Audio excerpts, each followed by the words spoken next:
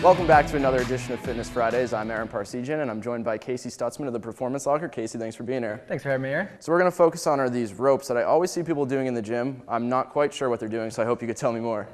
So the ropes are a great tool. We look at them more as a conditioning piece or component. Kind of think of the ropes like running. There's lots of different ways we can program these. We can either do them for a long period of time at a steady state, or we can go really intense for short bursts, kind of like a sprint, and anywhere in between. So from a conditioning standpoint, they can be incredibly taxing. They're a really, really good modality. It really teaches us how to create tension stability in the hips and in the trunk, and then create good movement through the shoulders.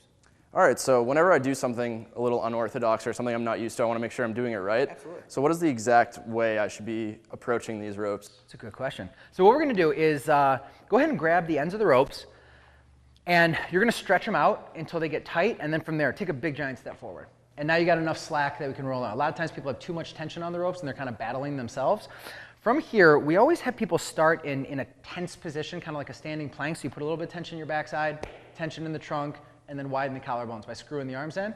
From there, keeping tension across the trunk, drive your hips back into a really solid athletic position.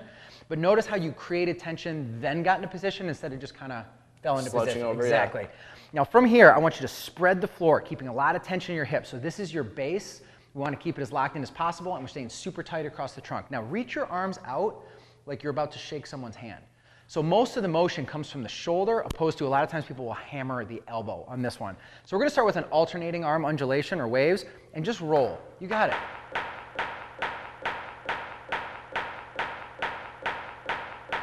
So you got that long arm position. See how much movement you're getting in the shoulder, and we're just keeping it small in the elbow.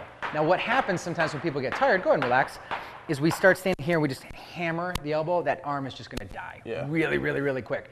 We also have double arm waves. So the double arm waves are a little bit more aggressive, a little bit more powerful, and it's just both moving up and down simultaneously. You got it. And I'm watching how far can you get that wave to travel.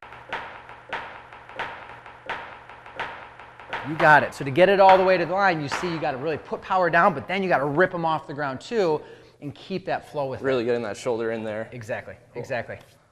And so if I want to create a workout out of this, what should I be doing? That's a great question. So there's lots of stuff you can do on here. To keep it simple, let's just stick with the alternating or the double arms. Generally, if I'm doing alternating arms, it's for longer periods of time. You notice how there's a little bit less power here and it's easier to control the body. So let's say I wanted you to go for 30, 45, 60 seconds, so long duration. Go ahead, I'm just going to have you roll those out quick and light. Boom, perfect, perfect. Now if we want to go for power, quicker, shorter sets, we're going to go those big double arm ones, and it's like you're trying to crack the floor.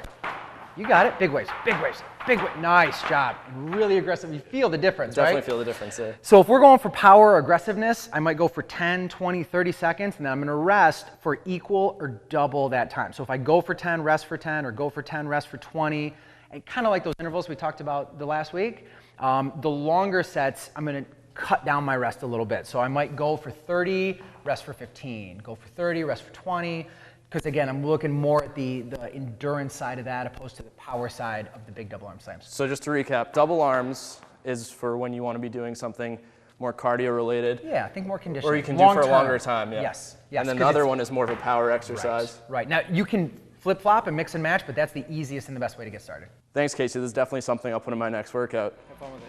Well, sports is next with Kyle Logan. Stay tuned.